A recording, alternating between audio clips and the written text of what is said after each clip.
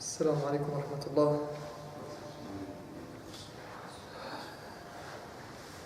بسم الله والصلاة والسلام على رسول الله وعلى آله وصحبه ومن والاه ثم أما بعد.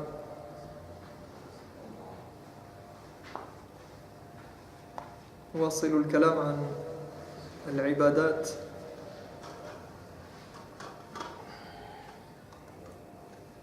On termine ce chapitre qui concerne l'ibadat, les actes d'adoration. Et on a parlé la semaine dernière, قد تكلمنا عن الذبح من العبادات العظيمة. On avait parlé du sacrifice. Et ici, ce qui nous est présenté comme autre adoration qui suit. Donc après avoir parlé du sacrifice, on nous cite, alors c'est très bref, très brièvement, habituellement ça on peut le faire je veux dire là, c'est plus un listing de types d'adoration. Donc on rentre un peu plus dans le détail, bab al-fa'ida, tatimmat al-fa'ida, pour de sorte à ce qu'on puisse avoir une idée un peu plus précise de ce qu'est cette adoration. Et donc ici on va parler de يقول ومنها يعني من العبادات النذر. Donc on va parler de une des adorations qu'il va falloir détailler un peu, qui est an-nadhr. Donc an-nadhr, il y a plusieurs manières de le traduire, mais en général on le traduit par le mot vœu, un vœu, d'accord? Alors c'est pas faire un vœu comme on peut l'entendre en français parfois, faire un vœu, d'accord? Comme ce qui se fait, pour ceux qui connaissent quand ils fêtent les anniversaires, etc. Ils disent souffle les bougies, fais un vœu, d'accord? C'est pas ça, c'est pas dans ce sens-là. Le vœu, c'est comme en France, le terme français, je pense qu'il est correct pour la traduction, wallahu a'lam. C'est le fait, donc on va l'expliquer déjà en arabe. هو إلزام المرء نفسه بشيء ما أو طاعة لله غير واجبة. إلزام المرء نفسه، النذر هو إلزام للنفس بشيء مباح أو بشيء مطلقا لله أو بطاعة لله تعالى غير واجبة. يعني أصل هذا الفعل وهذا العمل غير واجب أصلا، يعني أصلا هذا الفعل غير واجب. Donc, la définition qu'on nous donne ici, il y a plusieurs définitions. Donc, parmi les actes d'adoration, il y a ce vœu. Ce vœu, c'est quoi? C'est une promesse, un engagement solennel, une promesse solennelle faite devant Dieu. Et d'ailleurs, par n'importe, on verra, je vais en parler, mais par n'importe quelle parole qui laisse entendre cet engagement. D'accord, il n'y a pas une sira, laysa hunaka sira muayyana fi an-nadhr. Il n'y a pas de formule prédéfinie pour faire ce vœu-là, et pour montrer qu'on s'engage à faire quelque chose. Donc c'est une promesse solennelle faite devant Dieu d'accomplir quelque chose en particulier, donc une chose quelle qu'elle soit, ou d'effectuer une adoration pour Dieu qui à la base n'a pas été imposée de cette manière spécifique. Donc c'est quelque chose qui peut exister soit dans le quotidien, soit dans les adorations, mais qui n'a pas été imposé de cette manière spécifique-là à la personne. D'accord?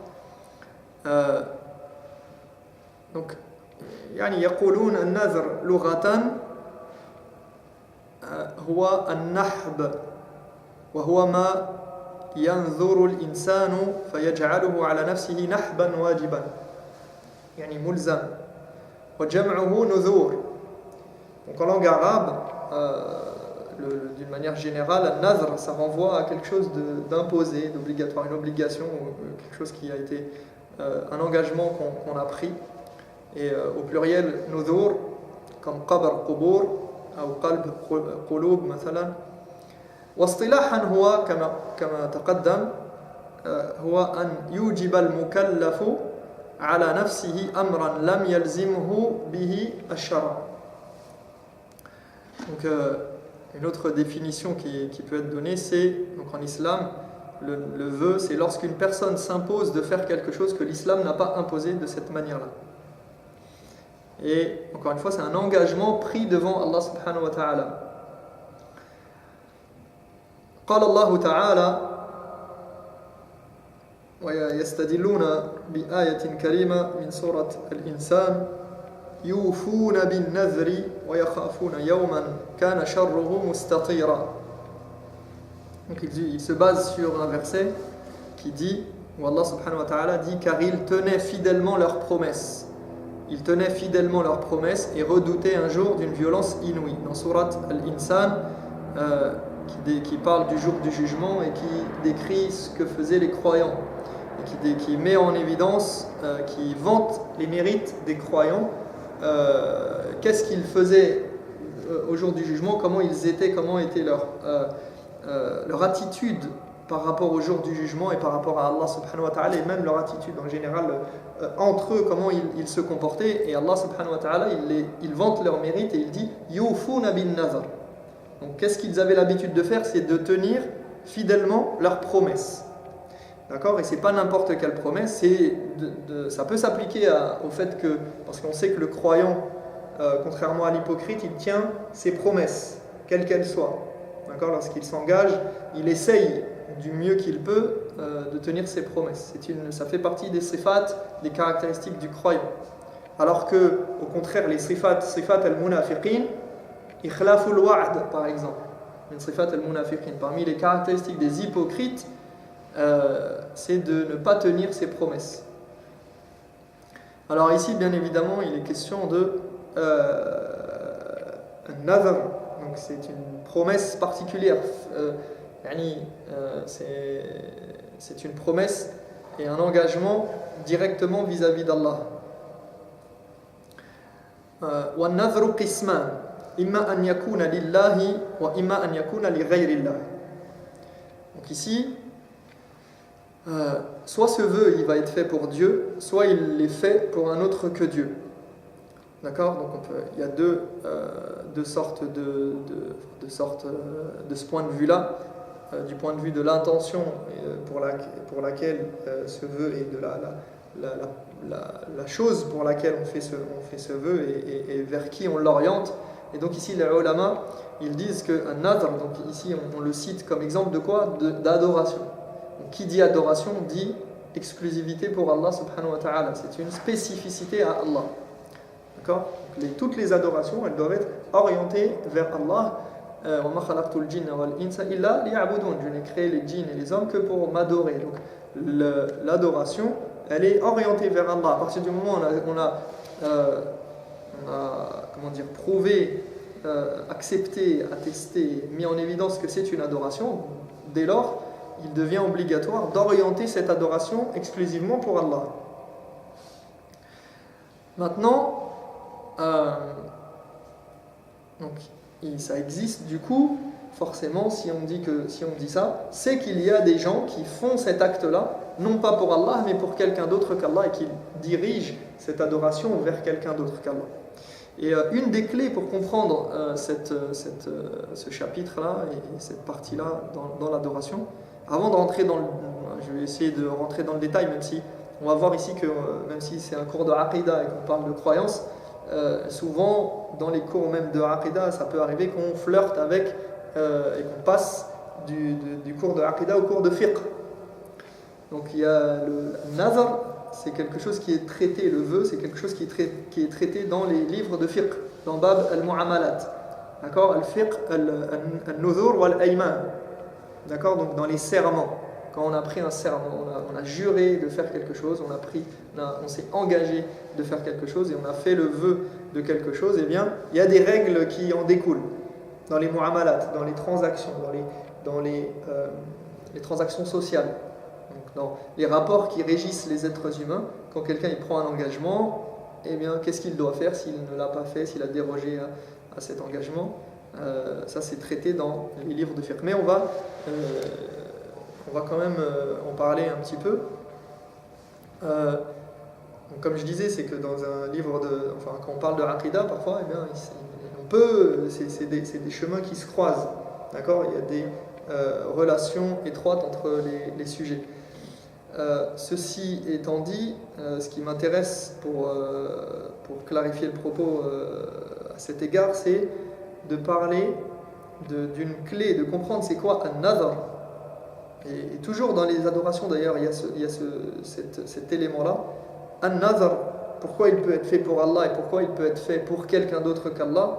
Bien sûr, ça devient du shirk akbar, ça devient du polythéisme majeur dans ce cas-là. C'est lié à quoi? À at-ta'zim. At-ta'zim. Au fait d'honorer et de vénérer quelqu'un et quelque chose. Et cet engagement et cette promesse solennelle, elle est d'ailleurs comparable au fait de jurer.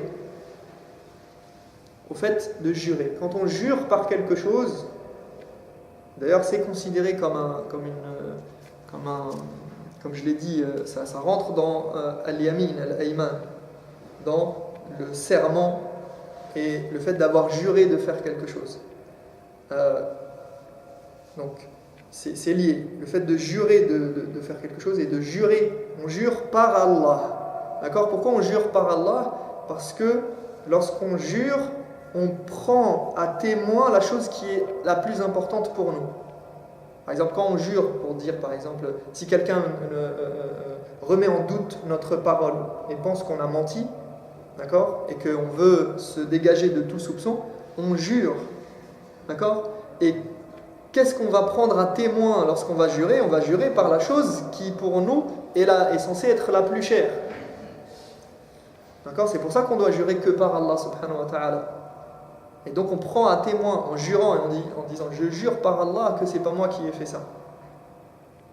Et bien là on prend Allah à témoin et on prend la chose, on l'honore. Parce que c'est quelque chose qui a une grande valeur, une si grande valeur qu'on est prêt à le prendre comme témoin et à le mettre en jeu, à mettre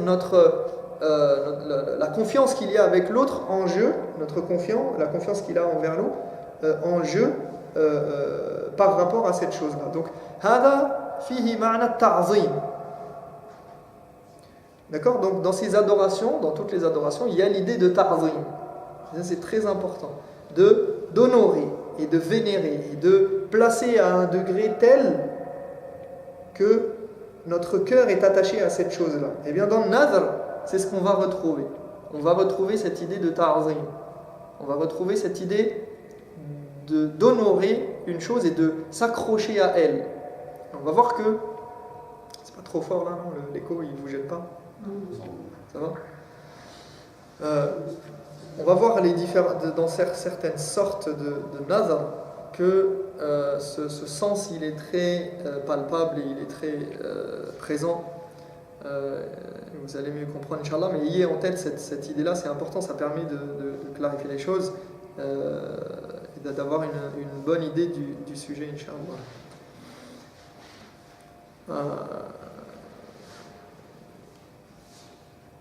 طيب أنواع النذر. القسم الأول هو النذر لله. Donc première partie, on va parler du vœu qui est fait pour Allah subhanahu wa ta'ala. النوع الأول نذر القربة ويسمى نذر الابتداء وهو نذر طاعة بدون قيد أو شرط. يقول لماذا ينذر؟ يقول كي ألزم نفسي على فعل طاعة معينة. يقول لله علي أن أعتمر، لله علي أن أحج، فيلزم نفسه لله علي أن أصلي هذه الليلة أن أقوم هذه الليلة. Donc la première sorte, c'est une simple promesse sans aucune condition. Ce n'est pas lié à une condition, c'est simplement quelqu'un qui prend un engagement devant Dieu de faire quelque chose.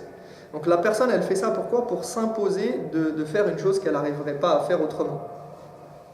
D'accord ? Parce qu'elle a peur de ne pas...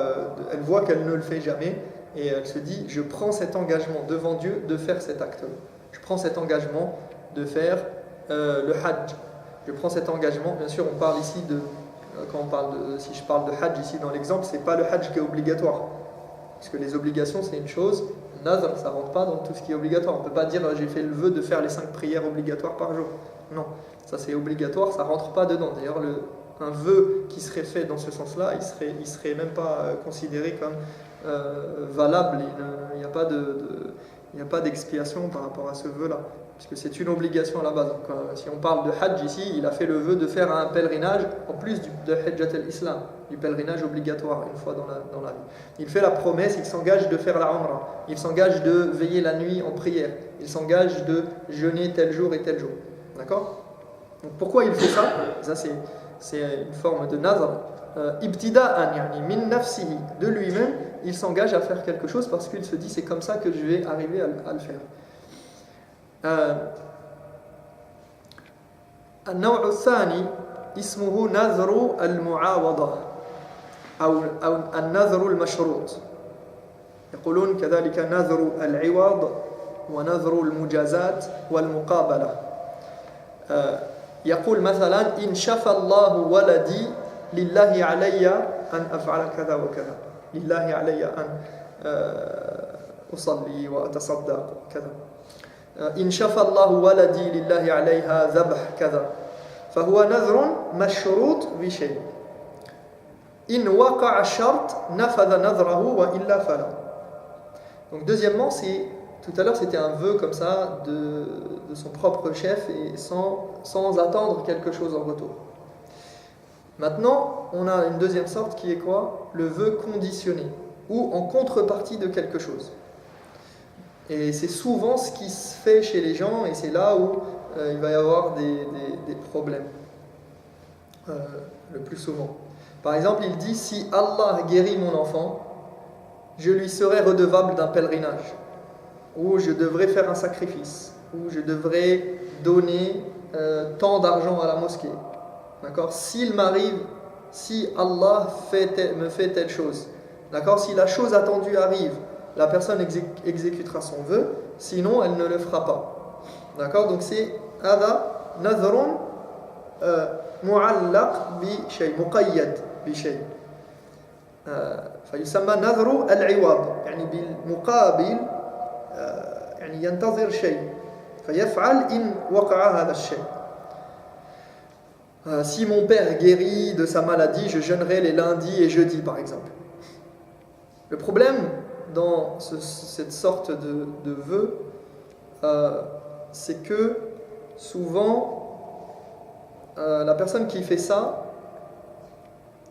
en fait elle attend tellement qu'une chose se concrétise qu'elle est prête à tout à ce moment-là. C'est comme quelqu'un qui promet, il attend quelque chose en contrepartie de la part de quelqu'un. Et il dit ah oui je te promets je vais faire ci, non mais t'inquiète pas je vais faire tout mon possible pour faire telle et telle chose. Le problème c'est que dès que la personne elle obtient ce qu'elle a voulu, là ça devient plus difficile de concrétiser ce pourquoi on s'est engagé et ce en quoi ce qu'on avait prévu de faire. Et c'est la même chose avec Allah subhanahu wa ta'ala, c'est-à-dire que là souvent la personne elle est tellement, elle attend tellement que cette chose arrive et elle suppose. Le problème qui se pose ici, c'est que la personne qui fait ça, c'est qu'elle suppose que cette guérison ne se fera qu'à travers ce nazar, qu'à travers ce vœu. Que par exemple, s'il dit si j'ai mon bac cette année, eh bien je ferai telle et telle chose. Et ce qui se passe, c'est que des fois, les gens, ils ont tellement l'impression que s'ils n'ont pas fait ce vœu-là, eh bien, ils n'obtiendront pas ce qu'ils voulaient, qu'ils sont prêts à dire tout et n'importe quoi et à s'engager à faire tout et n'importe quoi. Et ils s'imposent des choses qui sont trop difficiles pour eux. C'est-à-dire que, par exemple, quelqu'un peut dire, si mon père il est à l'hôpital, si mon père guérit, je m'engage à jeûner toute l'année, par exemple, sans interruption.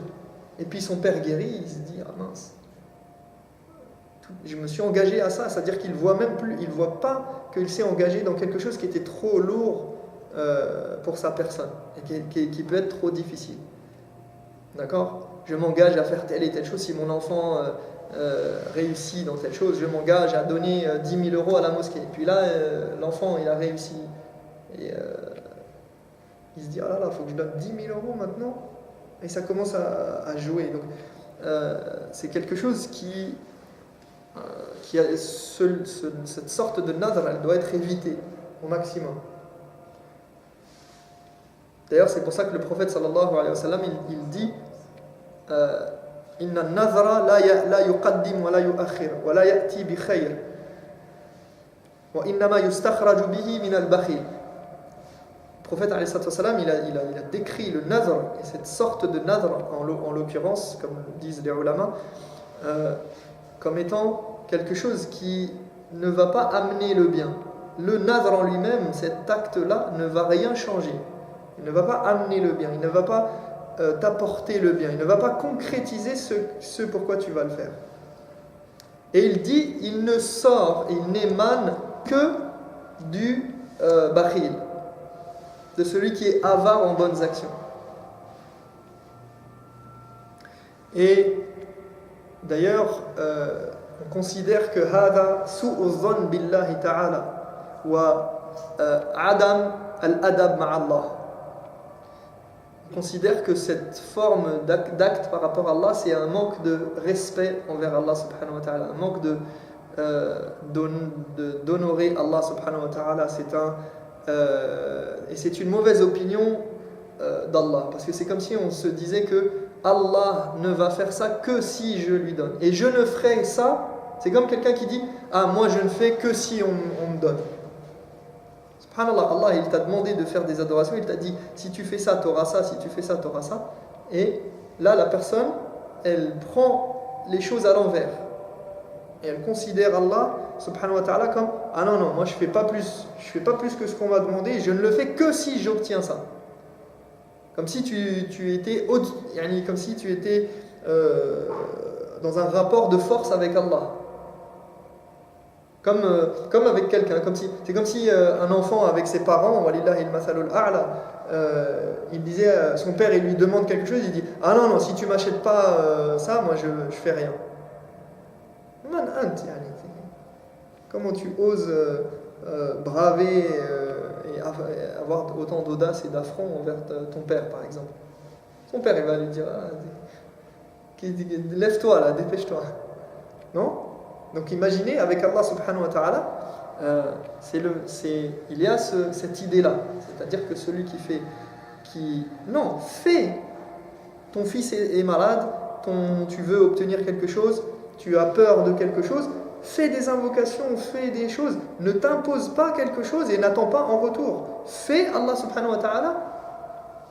Qala ud'uni astajib lakum. Il a dit, invoquez-moi, je vous répondrai, j'exaucerai vos prières. Donc c'est un manque de adab, un manque de respect et de déférence envers Allah subhanahu wa ta'ala.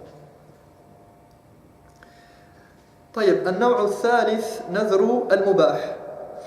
Donc troisièmement, le vœu d'une chose permise, qui n'est pas un acte d'adoration ou un acte interdit. Comme quelqu'un qui dirait « Je m'engage devant Dieu, lillahi alayya an akula lahman ou akula shay'an, laysa ta'atan wa la ma'siyah ». D'accord, c'est pas une adoration ici, c'est nadr al-mubah. Wa laysa al-ma'na annahu mubah fi dhatihi bil ma'na al-istilahi al-fiqhi. D'accord, quand on dit que c'est un vœu, en fait c'est le vœu d'une chose permise, d'un acte comme ça.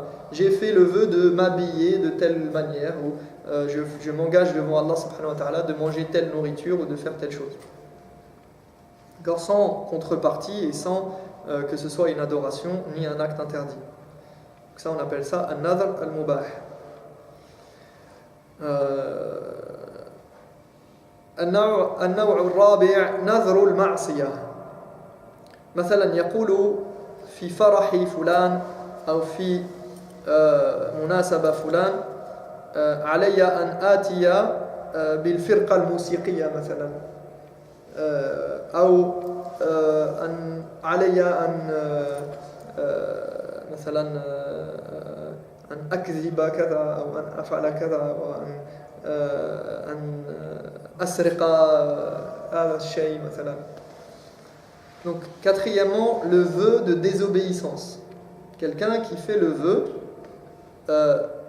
il s'engage, ça peut paraître contradictoire, hein, mais c'est mentionné comme étant une sorte de nadr, le fait de s'engager devant Allah subhanahu wa ta'ala. Mais d'ailleurs ça peut arriver, hein, quand on y pense comme ça, ça paraît contradictoire, mais il peut y avoir quelqu'un qui dit, même qui jure devant Allah, ou bien qui s'engage devant quelqu'un et qui dit je fais, par exemple, sans forcément dire Wallah, mais qui dit il dit quelque chose qui montre qu'il s'engage devant Allah à, par exemple, ramener un orchestre de musique au mariage de la fille de quelqu'un, par exemple. D'accord, ou tel chanteur, où il dit je m'engage à frapper telle personne. Par exemple, je sais pas moi, il y a eu une injustice commise ou il y a eu quelque chose, et par amour pour cette personne-là, c'est son frère ou c'est son ami, il dit devant Dieu, ah bon, il t'a fait ça, je m'engage devant Allah à aller lui voler quelque chose pour tiens, il a qu'à bien se tenir. D'accord? Donc il peut y avoir ce genre de réaction.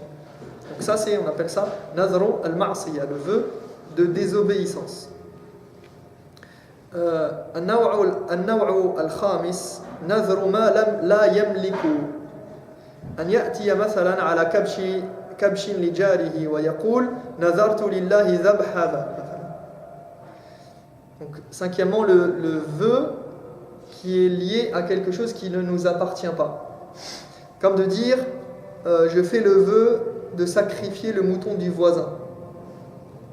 Il va voir le voisin, il prend son mouton et dit ah non, moi j'ai fait le vœu de sacrifier, je dois yufuna bin nadri, hein? Allah subhanahu wa ta'ala, il a vanté les mérites de ceux qui ont fait qui tiennent leur engagement. Je vais sacrifier ton mouton. D'accord? Donc le vœu de quelque chose qui ne nous appartient pas. النوع السادس نذر ما لم يسمي ويسمى النذر المطلق. يقول لله علي نذر فقط ولا يسميه هذا الشيء. لله علي نذر. Donc sixièmement, le vœu vague. Le vœu qui n'est pas précisé, qui dit je m'engage devant Dieu, je dois à Dieu un vœu, sans préciser ce qu'il doit faire. وكل واحدة من هذه لها أحكام ولكن في النهاية كلها يعني يشترك فيها معنى واسما واحدا وهي نذر لله يسمى نذر لله. Donc tout ce que j'ai cité là, ce sont des formes de vœux et chacune a son jugement juridique. قال النبي صلى الله عليه وسلم من نذر أن يطيع الله فليطيع. Le prophète sallallahu alayhi wa sallam a dit quiconque fait un vœu d'obéir à Allah, qu'il lui obéisse. وَمَنْ نَذَرَ أَنْ يَعْصِيَ اللَّهَ فَلَا يَعْصِهِ. Mais quiconque fait un vœu de lui désobéir, qu'il ne lui désobéisse pas. Donc ici on voit bien dans la parole du prophète alayhi wa sallam l'idée qu'il peut y avoir un vœu de désobéir à Allah. Alors ici on a donc il faut savoir que bon, ça rentre après. Là, je vais donner un peu quelques règles sur ça, mais ça s'étudie dans le fiqh. D'accord, donc je ne vais pas rentrer trop dans les détails. Il peut y avoir des khilaf sur la considération du nadr à certains égards. D'accord, est-ce qu'on doit faire, est-ce que la personne elle a le choix ou pas, est-ce qu'elle doit faire l'expiation, est-ce qu'elle doit accomplir quand même son vœu, ou bien est-ce qu'elle ne doit pas le faire.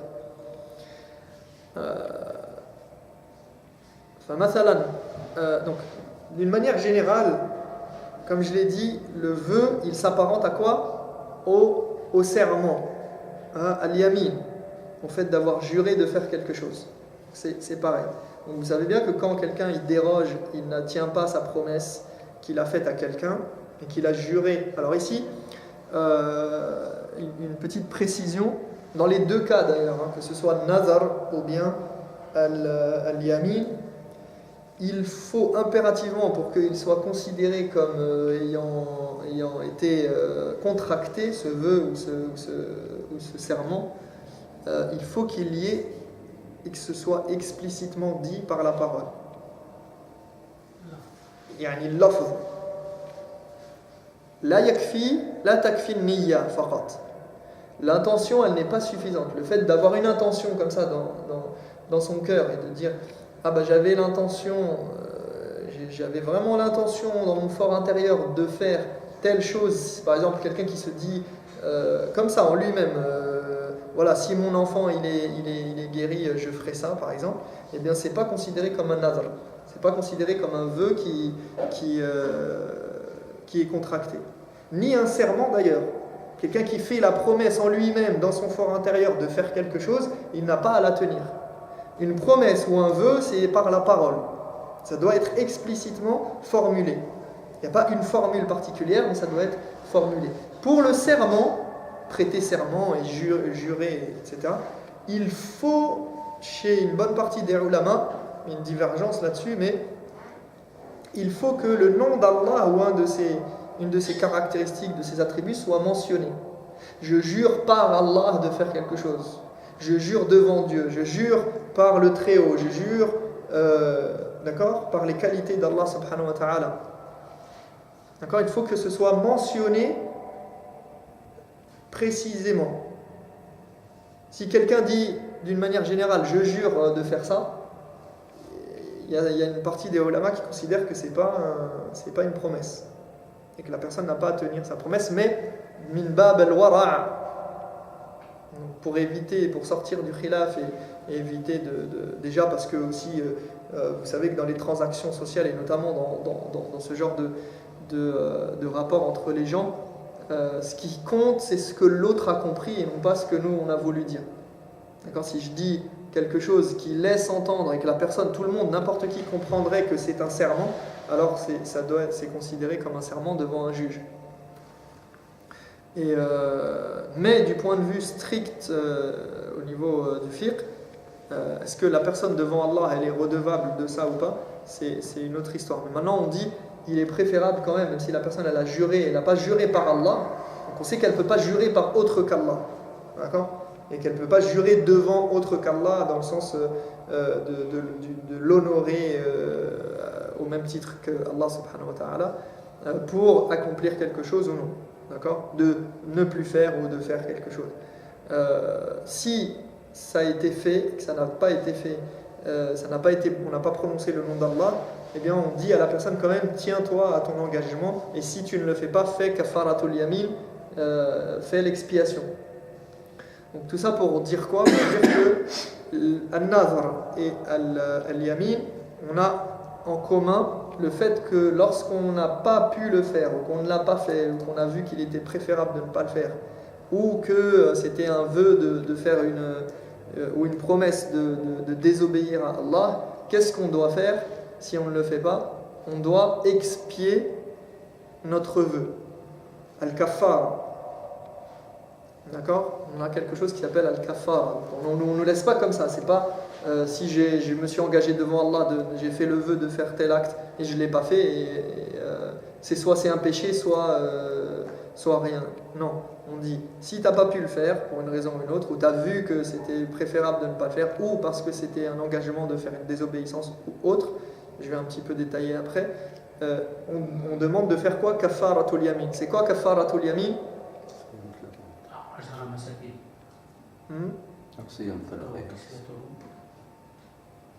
في سورة ماذا؟ في آخر سورة المائدة. À la fin de Surat al-Ma'ida, vers la fin, Allah subhanahu wa ta'ala, il explique qu'est-ce que c'est que la kaffara. It'amu 'asharati masakin. Aw kiswatuhum aw tahrir raqaba. Donc première étape, c'est de faire quoi? L'expiation, c'est de nourrir 10 pauvres ou de les vêtir. Donc 10 pauvres, si on n'a pas pu faire cet engagement-là, la kafara, ça commence par cette étape-là. Je prends 10 pauvres, je les nourris. D'accord? Ou bien je vais les habiller.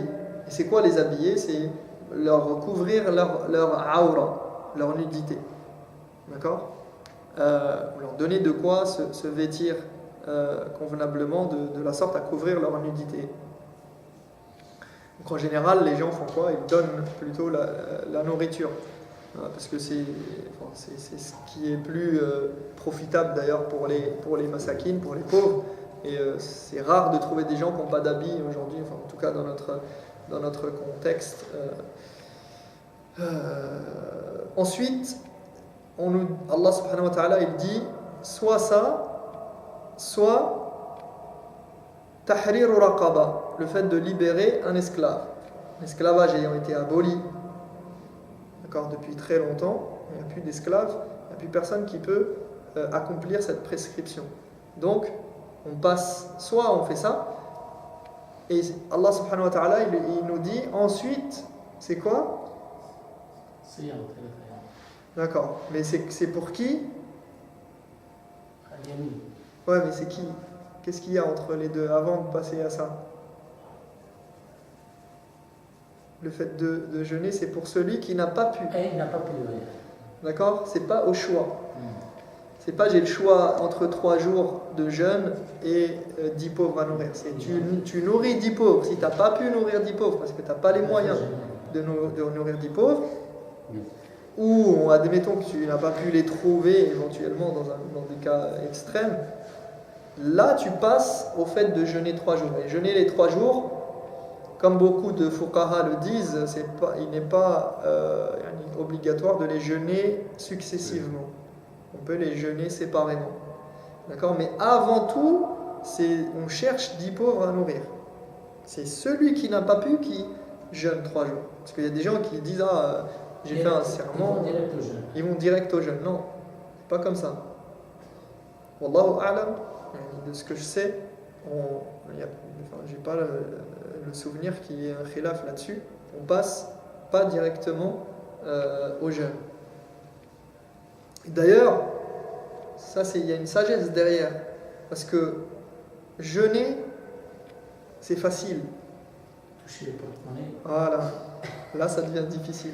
Sortir de l'argent pour payer, pour nourrir 10 pauvres, quand bien même c'est une somme modique, que c'est pas extraordinaire, que c'est d'un repas de ce qu'on a l'habitude de nous nourrir ou de nourrir notre famille. D'accord? Donc c'est, on va dire 5 euros, 10 euros par personne, grand maximum. C'est pas quelque chose d'énorme.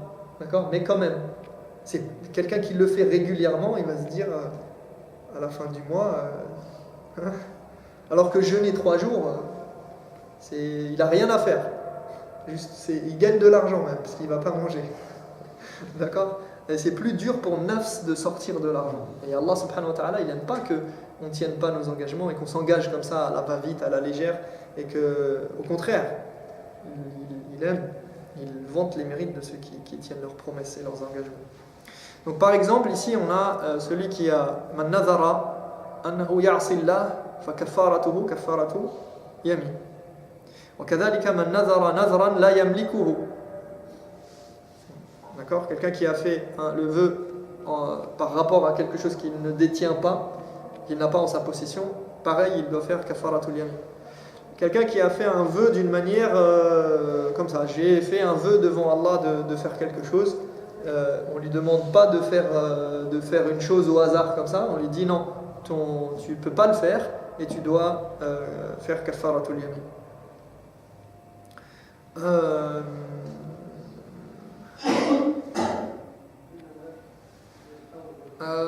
النذر المباح من نذر أن يلبس هذا الثوب أو أن يشتري كذا أو أن يعني هكذا مطلق يعني ليس قربة كنذر الأمور المباحة فإنه لا يلزم به شيء على ما رجحه جمع من أهل العلم وقد ذهب بعض أهل العلم إلى أن نذر المباح يخير صاحبه بين أن يفعله أو يكفر عنه كفارة يمين. Donc ici, le vœu de faire quelque chose de mubah, de permis, d'accord, parmi les choses permises dans notre quotidien, comme quelqu'un qui dirait je fais le vœu devant Allah de m'habiller de telle sorte ou de telle manière ou d'acheter tel et tel produit ou telle chose. Une partie des savants considère que la personne qui ne le fait pas, elle n'a pas de kafara, elle n'a pas d'expiation à faire. Et une autre partie considère, et c'est un avis qui est aussi bien évidemment à ses preuves, et c'est chez le Hanabila il me semble qu'on trouve cet avis, entre autres, c'est le fait que la personne qui a fait ce vœu-là, al-nadhr al-mubah, eh bien, on lui demande de choisir entre le fait de faire cet acte ou bien de faire kafaratul yamin. Donc, j'ai fait le vœu devant Allah d'acheter, je sais pas, un vélo, et bien, tiens, j'ai changé d'avis, je vais pas le faire. Soit on lui dit tu le fais, soit tu fais kafaratul yamin en contrepartie. D'accord ? Donc ça c'était pour an-nadhr lillah. Donc le nadhr lillah, donc ici une petite parenthèse. Donc on a compris que c'était une adoration, n'est-ce pas? واستشكل على كثير من الناس يعني لماذا كيف يكون النذر مكروها لأن العلماء يقولون أن النذر مكروه وقد قال النبي صلى الله عليه وسلم إنما يستخرج به من البخيل هذا الذنب. Le prophète sallallahu alayhi wa sallam il a lié le nadr à quelque chose de mauvais, à quelque chose en disant que cela ne provient que de quelqu'un qui est avare en bonnes actions. Donc ça montre, et d'autres preuves aussi montrent que le nadr c'est quelque chose de makrouh, de détestable. Alors certains ont posé la question, comment se fait-il que ce puisse être une adoration? Comment une adoration peut être détestable? Alors qu'une adoration c'est ce qu'Allah subhanahu wa ta'ala aime, comme cela. N'est-ce pas? Une adoration, par définition, Allah il aime une adoration. Comment une adoration elle peut être détestable? Salam. Donc, on dit que ce qui est détestable, c'est pas tout ce qui concerne un nadr. C'est le fait d'attendre en contrepartie quelque chose qui est détestable. Et après, il y a des nadrs qui sont muharram. Il y a une partie des vœux qui sont interdits complètement, même pas détestables. Et d'une manière générale, faire un acte, comme je l'ai dit tout à l'heure, en contrepartie de quelque chose, faire un acte d'adoration pour Allah, mais en attendant quelque chose, c'est détestable. Par contre, le fait de s'imposer de faire quelque chose, c'est une adoration qui est une grande adoration et qui est permise et qui n'a pas au contraire, qui est aimée par Allah subhanahu wa ta'ala.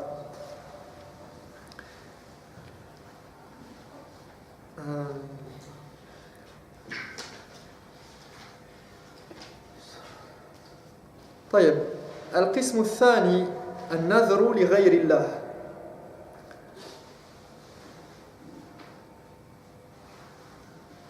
Donc ensuite, après le vœu qui est fait pour Allah, on a le vœu pour quelqu'un d'autre qu'Allah, pour honorer quelqu'un d'autre qu'Allah. D'accord? Donc وهذه معصية.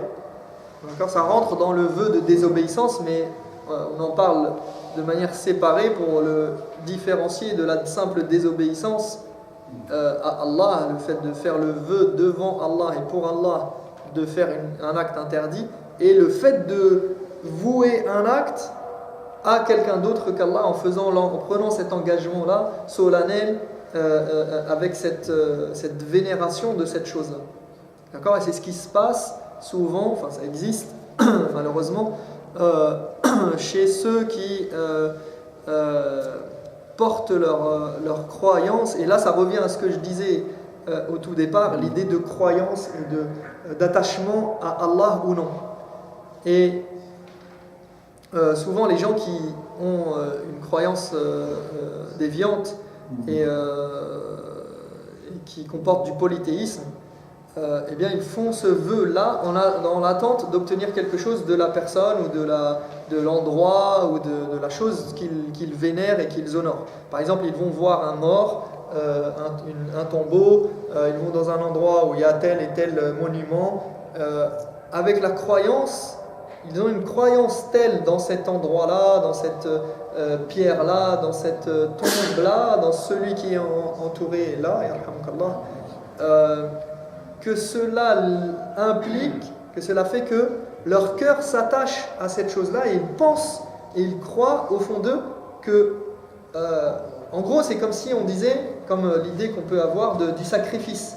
Je vais sacrifier pour obtenir quelque chose, pour obtenir les faveurs d'un tel, comme ça existe dans les temps anciens aussi, chez les Incas, chez les peuples d'Amérique du Sud, où ils faisaient un sacrifice à leur Dieu dans l'espoir d'obtenir quelque chose en contrepartie, dans l'espoir d'obtenir des enfants, de tomber enceinte, de guérir d'une maladie, etc. Et bien là, ça part du même principe. La personne, elle va sur le tombeau, elle va à tel endroit, elle va voir tel saint, tel wali, telle personne qui est considérée ayant un pouvoir ou ayant quelque chose, et elle porte sa croyance dans cette personne-là et dans son pouvoir. Et donc, elle va faire quoi? Elle va dire: ah, ya Sayyid Badawi, ya Sayyid Fulan, d'accord? Elle va dire: je fais le vœu solennel devant toi de faire ceci si telle et telle chose m'arrive. Si mon mari guérit, je ferai un sacrifice pour toi, je jeûnerai 30 jours, d'accord? Ça arrive, c'est connu beaucoup dans certains pays où il y a soi-disant la tombe d'Al-Badawi, Sayyid Al-Badawi, d'Al-Hussein, d'As-Suqi, etc. Et ceci est bien évidemment une forme de polythéisme majeur qui fait sortir de l'islam. Et donc c'est un vœu qui rentre dans le polythéisme. Je voulais rajouter quelque chose.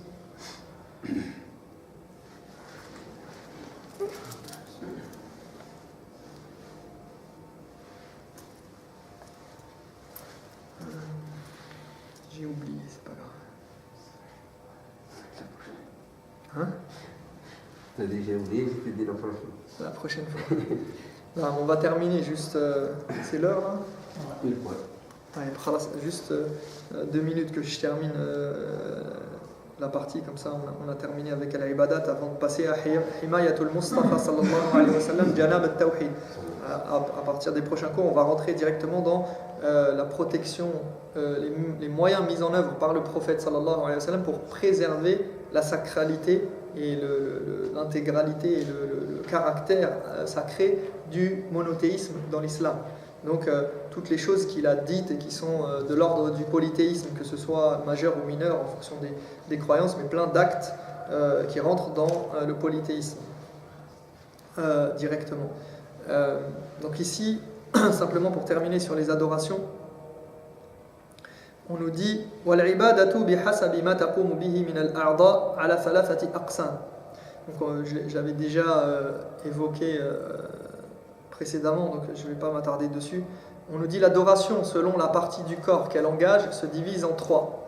القسم الأول عبادات القلب كالمحبة والخوف والرجاء والإنابة والخشية والرهبة والتوكل ونحو ذلك.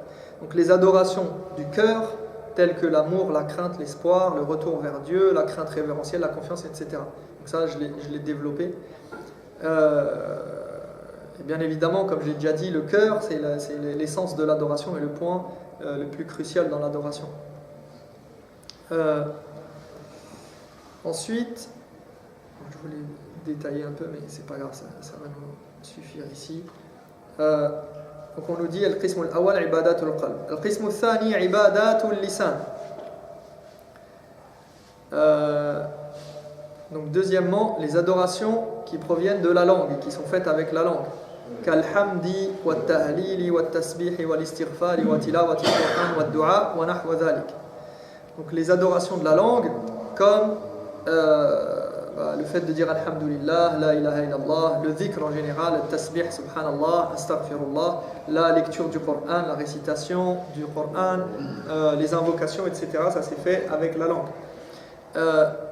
Les adorations, al-qism al-thalith, ibadat al-jawarih, kas-salati wal-siyami wal-zakati wal-hajj wal-sadaqati wal-jihad wa nahwa dhalik. Donc les adorations faites par les membres, cette fois-ci, donc comme la prière, le jeûne, le pèlerinage, la zakat, la sadaqa, les aumônes, la guerre, le djihad, etc. وبهذا ننهي الكلام عن العبادات وأنواع العبادات ونكتفي بهذا القدر. نسأل الله تبارك وتعالى أن يهدينا لما يحب ويرضى. والله تعالى أعلم وأحكم. صلى الله على نبينا محمد وعلى آله وصحبه وسلم أجمعين. سبحانك اللهم وبحمدك أشهد أن لا إله إلا أنت أستغفرك وأتوب إليك.